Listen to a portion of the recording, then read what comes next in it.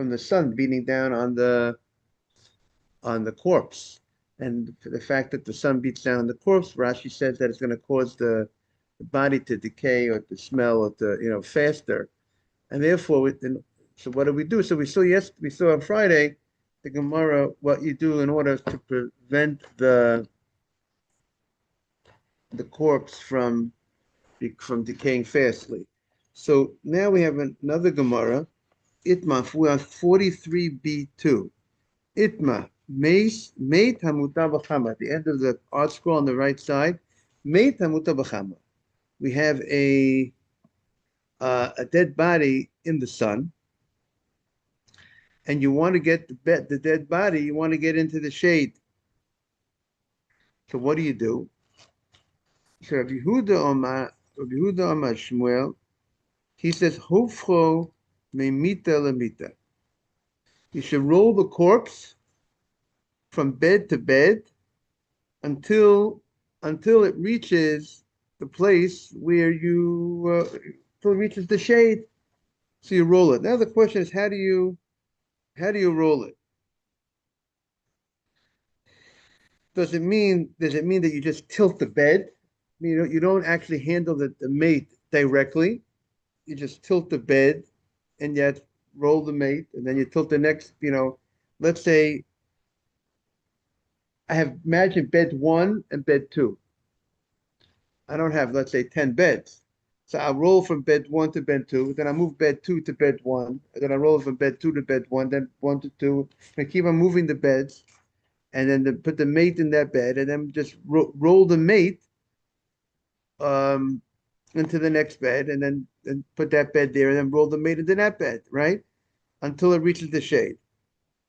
Again, what's the issue here? The mate is mukseh, right? The body is mukseh, and therefore now the question is, can you, if you roll the body itself, can you actually handle the body itself? So we'll have to see. The Gemara's going to have to explain. So again, there's two ways to look at this. What the Gemara means? Did you actually roll the body, which is more directly handling the mukseh, but maybe it's not the normal way of rolling. Might be the normal way of handling it. We'll have to see, right? Good morning, Mark. Morning, Rabbi. Mark, we have the Brit this morning. The yellow of the baby went away because we did not have the Brit last Monday, so we're a week late. Who's a week late? My grandson's Brit was supposed to be last. Wow. Oh wow. So it's this morning, but I came in for a little bit, and then I'm running to the Brit. So maybe you what did you say? Mazal tov, first of all. Thank you so much. And God willing, everything goes well. Amen. Thank you so much. So I asked Adam to do the Yalkut Yosef on Bedikat regarding Bedikat Chametz when I leave. So okay. Next time I'm going to maybe tap you for the job, Mark. Okay. Why should he get the whole monopoly? Got to share the wealth. He's good. He's good for him. I see that. Mark's a fan of yours, Adam. He's a good man. You got a good recommendation over there. You can take that. You can take it with you. You can take it with you somewhere. Okay. So Mark, we just started the Gemara recently about a meit hamuta b'chama, a corpse that's in the sun, and a corpse we said is mukseh on Shabbat, on Yom Tov. Yom Tov is interesting. Corpse it's different on Yom Tov because you can actually bury a mate on Yom Tov, and there's different halachot regarding the first day of Yom Tov, second day of Yom Tov, using a goy, a non-Jew, or Yisrael. There's different halachot. Our custom today, we don't do burial on Yom Tov because we have refrigerators to keep the body. We do on the second day. Interesting. That's okay. But Ashkenazim, they don't bury on Yom Tov. Both days. They don't do both days. The Hasidim do. I think also on the second day of Yom Tov. The Hasidim also they do today but Ashkenazim All I'm don't. gonna add you it. Chalamoid, 100%, yes. But on the Yom Tov itself, um, there's a lot of halachot of what has to be done if it's done on Yom Tov. Uh-huh. Um, but like I said, the refrigeration makes it that the idea of the kavod hamet, that the body shouldn't decay, but that's not general enough a reason to that we don't delay funeral just because it can be refrigerated. But obviously, there's issues of malachot, of things being, you make a funeral on Yom Tov. Maybe there's concern that people are going to desecrate the Yom Tov, people are going to desecrate the Shabbat, they're going to travel, do other things. That might be part of the reasons why maybe they're not doing the funerals in the Ashkenaz world on the Yom Tov itself. But of course, Right. on Chol Hamoed itself, there is we do burial, and in general regarding burial, the Torah law is that you should not leave the mate over. You should bury that day. A person Right. dies. The only allowance to leave a body is only as kavod hamet, out of honor for the dead body. I mean, a person dies and a person dies in the morning, and there's not enough time to get the word out. So it's okay. So he'll have the funeral the next day. But to push off the funeral for any particular, good morning, Murray, any particular amount of time, just it's a big issue. It's a Torah commandment to bury the same day, not to leave it over to the morning. Okay. So now the Gemara says, so if we have the corpse in the sun, and you want to move it to a shady area, Rav Yehuda Amar Shmuel, since we're talking about Shabbat, and we're saying the corpse is mukseh, we have to see what status on Yom Tov, because technically there's burial under certain circumstances, whatever. So when we're talking for Shabbat, so Rabbi Yehuda Amar Shmuel says, "Hofcho lamita lamita." You hold the bed. This is one interpretation. You hold the bed and you shake the mate from bed to bed, and then you go in and you shake it again, from bed to bed until you reach the shake. But you can't actually pick up the mate, carry the mate in its normal way when it's in the bed. Meaning, why can't you just pick up the bed with the mate? Pick up the bed with the mate and just move it to the shade. That would not be allowed because that would be the problem of mukset. The bed is supporting the mate. The bed is holding the mate. That's like the case that we spoke about. We have to put a plate underneath the egg to catch the egg. Then the plate will become mukset, right? If it's holding the egg that's laid on Shabbat. So therefore, we have some sort of we're doing something not in the usual way. Okay, we now Rabbi Yechanina B'Shlam Mishmei de Rav Amar, he says Meniach alav kikar o tinok metatalo. He says you put on the body, on the corpse, you put a loaf of bread, or you put a child, a little kid, and Poor then kid. what'd you say? Poor kid. I What? said a poor kid. How do you do that to the little kid? Yeah, Traumatize the kid. let's say maybe he doesn't know exactly what's going on too much, and so obviously we're talking I in a don't like case that. where we're not worried about the kid's going to understand too much what's going on. Maybe we're talking about a kid that's not such of age that's going to understand too much. You know, take and that would allow you to move the bed and pick up the bed. Why? Why couldn't you move it like 4 at a time, like, or roll it? Right. That's the first opinion. The first opinion is you roll the mate. You roll the mate. That's not which seems to be that's not the normal way of movement. And that would be well, I have to see how the Gemara is going to explain it. that would be the one way to do it, to roll the mate. And like we said, some say you roll the mate without actually handling the mate, just tilt the bed, and the mate goes onto the next bed, and you tilt it at that bed, the mate goes onto the next bed, which would be it's going to take effort until it gets into the shade, because the job we want to get the mate into the shade. We don't want him to decay fast. We want it to get putrid fast. We don't want that. And the second option, this other opinion says, you know what you just do? We'll focus on the bread. Take a loaf of bread, take a bread, put it on the mate. So now the bed is supporting the bread and the mate, right? Now, if you have on top of the mate, you have a loaf of bread. So we said the bed is called the basis. It's supporting. So if it's supporting both a mukseh and non-mukseh, like we spoke about the Shabbat table, right? We spoke about a Shabbat table when you put the chalot on the table before Shabbat, and now the candles go out on Shabbat on the table. So the table was supporting the light, which is mukseh, the menorah, the candelabra, whatever you call it, the Shabbat sticks, and it was supporting the challah. And now that the light goes out, you could move the table because the table did not get a status of mukseh. But if you did not put the challah on the table before Shabbat, now most homes, they put the challah on the table before Shabbat to serve that reason. That's a reason that, I mean, I don't know if they're aware of that's the reason, because what you want to do is you want to make that your table is not mukseh. And the way to make your table not mukseh, that you'll be able to move it after the lights go out, after the 6 months, by having the challah on the table from before Shabbat. And So once then, so then if we go back a minute, if I had a plate under the egg that was laid on Shabbat, if I want to move that egg, I could take an egg that was laid on Friday and put it on the plate. And now I can move the plate.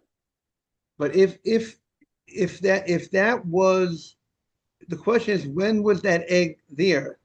Meaning to say, did the No, my if, egg is not mukseh. It's laid on Friday. right, so right. Let's say, yeah, which we have to look into the halacha about eggs in general, because today's day and age, the question would be what will be what will be people don't eat do people eat raw eggs? So I'm saying, Okay. we'd have to you have to look at the halacha today's day and age that maybe eggs generally be mukseh. But let's say an item that's definitely not a question of mukseh. Right. Right. You took a loaf of bread, right? If you want to put Right. a piece of bread. So the rule is if during Bein Hashmashot, if that bread wasn't there, let's say you're saying like this, Mark. The egg was laid on Shabbat. And now if once the plate is underneath the egg, the plate becomes mukseh. If somehow you Right. knock the egg off the plate is no longer mukseh. Why All is right. the plate no longer mukseh? Because the plate was not under the mukseh from the beginning of Shabbat, because it only became Right. mukseh only on Shabbat itself. Right. So the bed itself would only be mukseh when the mate is on this bed, Right. right? So therefore, if I could once I roll good morning Asaf, I roll once to get the mate somehow they got the mate off the bed. If Mhm. that's the case, if you roll morning Asaf, if you rolled the mate, you got the mate off the bed. Now Right. the other opinion says, you know, Mhm. which is a much simpler way of doing things, much easier way of doing things, is just put a roll of bread on top of the mate. So now the bed is supporting something we call heter and isur. It's supporting or muksa and non-muksa item, two items, muksa and non-muksa. We spoke about a drawer, right? I think we spoke about a drawer. And if you have in a drawer, you have money in a drawer, and you have socks in a drawer, right? You keep your money in your socks drawer. Now, if the money was there from before Shabbat, the drawer is supporting muksa and non-muksa, the money and the socks. And if the muksa is more important than the non-muksa, so then we say that that becomes it's supporting that becomes the primary, and you will not be able to open the drawer, right, on Shabbat, because you're moving the drawer that contains the muksa, and the non-mukseh has a status of whatever the more primary item in that drawer is. Correct, Mark? Got that? Yeah. Right, that makes sense, right? Now here we're gonna say um, that this allowance to move the mukseh, the rabbi is a special leniency that that the rabbis allowed by the mate. But in general, we're not going to allow to move mukseh by putting on top of the mukseh something of heter. Now the question is why not? That's what we have to understand. Why not? Because if somehow I could make this bed a support for muksa and non-muksa items, unless the way it's supporting, unless there's a difference in the way it's supporting, because it's directly supporting this, and would you make a difference between if you have like a drawer where the things are side by side, where it's equally supporting both, or would you make a difference between a mate that's on that you have something, you have the bed, which is directly supporting the mate, and now on top of the mate is supporting. So would we say there's a difference between that? You know, you hear what I'm saying? If the bed is supporting the mate and the mate is mukser, so the fact that you put a non-mukser on top of the mate, it's still side by side. Then maybe that should make it much better, like the drawer, right? If the drawer is side by side, but that's we'll have to see more about. So that is and tomorrow the Gemara will explain more of this. I'm going to hand it over to time flies when you're having fun, you know what I mean? Okay, every minute counts. 7:08. The bridge is I got a 7:40 davening downtown. Have a great day, everybody. You know what? Should I give you the computer right over here? See how long it lasts. I stop if it's on. Yeah. We'll do some for Asaf. Okay. Yeah, we'll do the chametz. Leave it in case you have to plug it in, okay? Okay. All right. Procedure following the search. So keeping chametz to eat in the morning.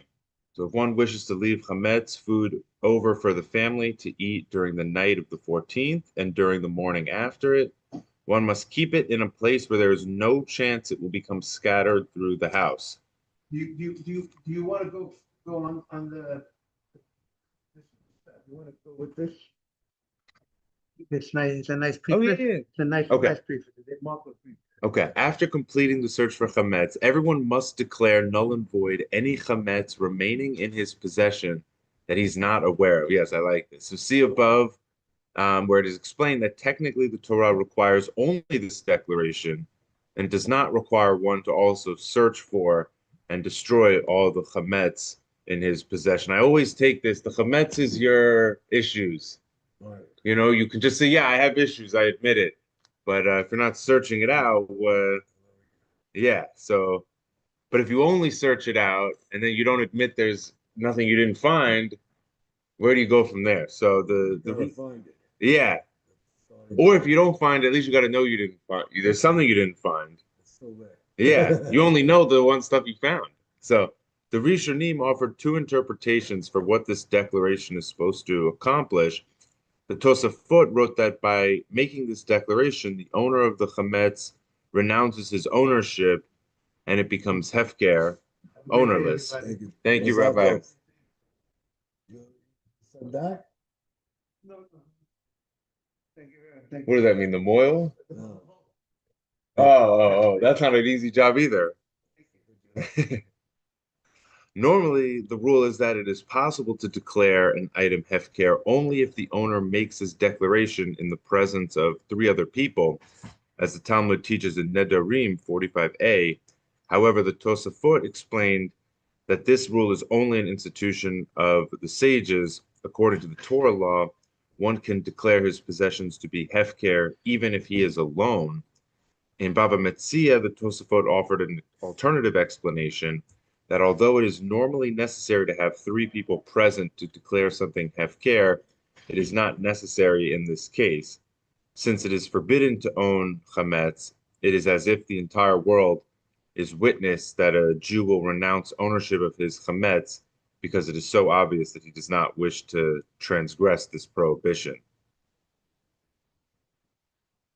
Okay, so Ramban, in commentary to Pesachim, challenged the interpretation of Tosafot which he ascribed to Rabbeinu Tam, we know that it is forbidden to declare one's possessions on Shabbat, and yet the Talmud specifically tells us that one may declare bitul chametz on Shabbat. Rabbeinu Menachem Hameri, in his Magen Avot, ably defended the Tosafot, demonstrating that the Talmud itself teaches that there are cases when it is permissible to declare one's possessions hefker during Shabbat. The second interpretation of bitul chametz is that of the Rambam, who wrote that what is meant by the Torah when it says destroy leavening from your houses? It means that one must nullify it in one's heart, considering it to be nothing more than dust. One must make the conscious decision to look upon any chametz in one's possession as dust, as something totally worthless. The Ramban wrote likewise that he had to. Today's the actual day of the. Yeah. Rescheduled. So the Rambam wrote likewise that bitul chametz is to look upon it as something utterly inedible, to consider it dust and absolutely worthless, so that it cannot be counted among his possessions. Rabbeinu Menachem Hamiri concurred with the interpretation of the Ramban. He added that in essence, that is what Rabbeinu Tam meant by saying that bitul chametz means to declare hefker, that it is a worthless and unwanted substance. See below in Halacha 5 and the footnote here, where the practical difference is discussed, the sages instituted the rule that it is necessary to declare the bitul chametz 2 times, once immediately after the search and once in the morning after burning the final chametz in one's possession. The halachot below. The chametz you eat in the morning. Yeah. So you declare it before, even before. Search, then it says after, you know. Right, but how do you eat don't- something you don't know? Keep that chametz. Right. So you burn it. Right. Well, Yeah, that's a good question. What's the answer? Huh. I guess you're renting it at best. It's, all right, so it's necessary to do. Question. Yes. I do chametz, I search and declare it's ownerless, it's sick, it's not mine, it's done, it's hefsek. Good. In the morning, it says I could still eat it. Yeah. How could I eat something that's not mine? No, but how do I eat something, whose is it? You do it in case you do. If good, you can still eat it. What? If good doesn't mean it's not yours. Whose is it? If good just means it's no one's. Of course you can eat It's it. no one's, but it doesn't, it's not mine. If it's no one's, that means it's no one's, means you can still eat it. This is no one's. Right, anyone could take it. Question, the thing is, it's not yours, meaning it's not your possession, because then. Yeah, I don't know if you- I got it. So the answer is, it's if no one's, anyone could take it. No one's ever You taken it. gave up on it. Meaning if I came down and took it, you can't be upset that I took it. Okay. Exactly. But you can take it. There you go. Okay, that makes sense. Okay, so it's necessary to declare this again in the morning, since the nighttime declaration does not nullify the chametz that one plans to eat in the morning, or the chametz that one plans to burn later in the morning. Even if someone did include that chametz in his nighttime declaration, he voids the declaration regarding this chametz in the morning by taking it to eat and burn it. Okay, so you kind of do own it, it sounds like a little bit. All right.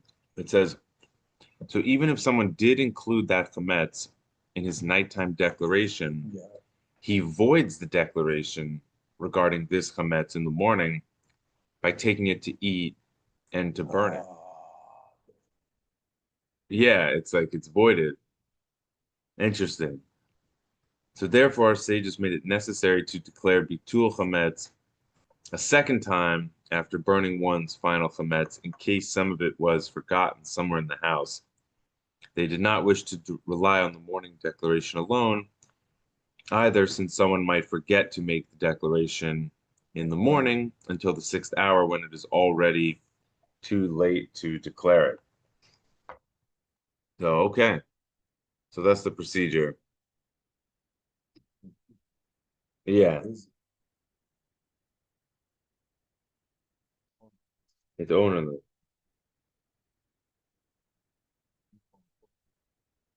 Yeah, you still own it. Hmm.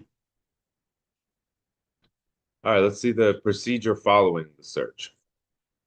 Keeping chametz to eat in the morning. So if one wishes to leave chametz food over for the family to eat during the night of the 14th and during the morning after it, one must keep it in a place where there is no chance it will become scattered through the house. If there are small children in the house, it must be kept out of their reach.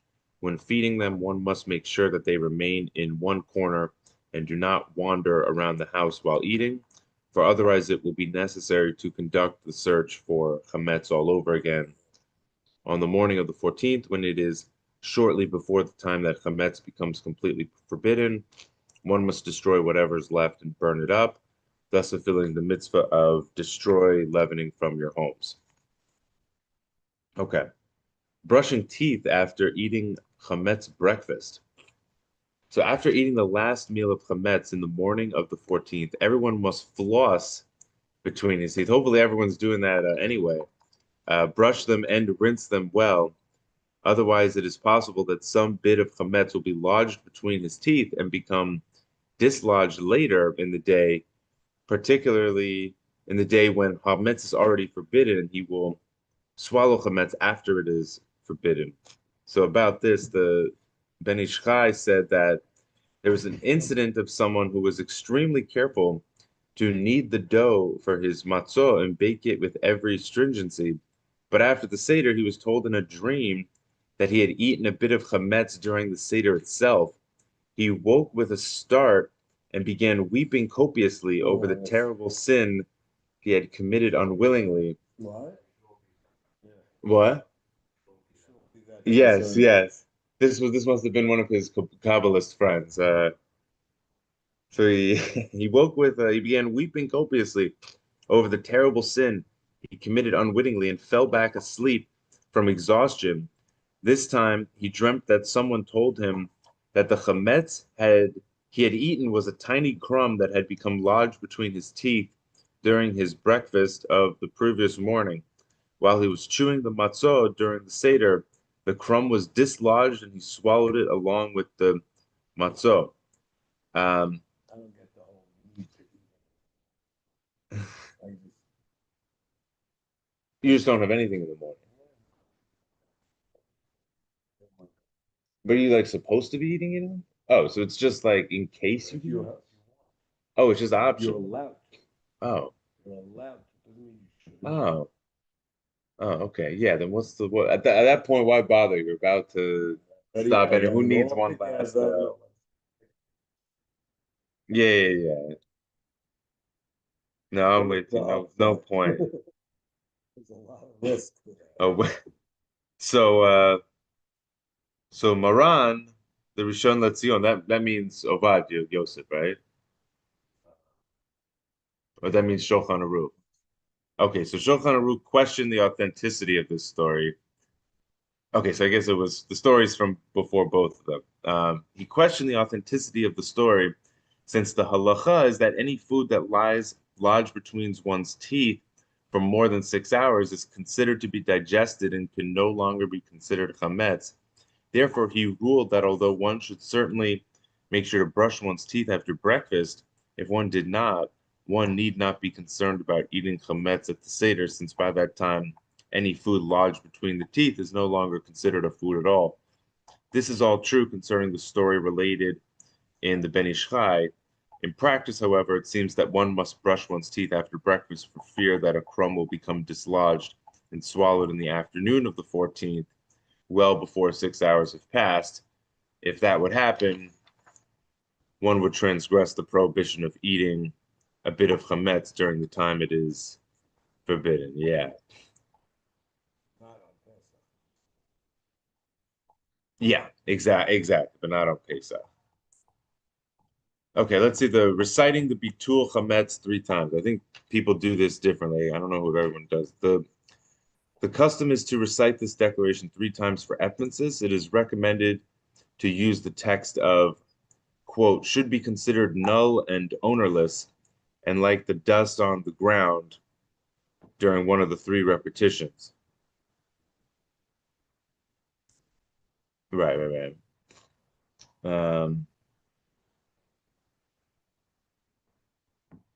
Right. So in the preface, we explained the 2 interpretations given for bitul chametz. Tosafot explained it to be declaring the chametz to be hefker, and the Rambam and the Ramban explain that the mitzvah is to consider the chametz in one's possession to be as worthless as dust and as something totally useless.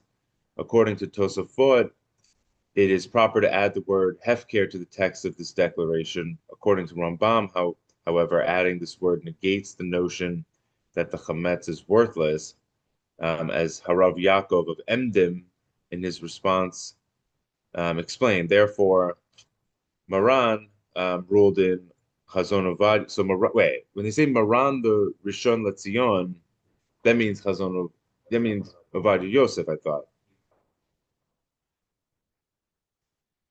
Okay, but he says he ruled in Chazon Ovadia, so that.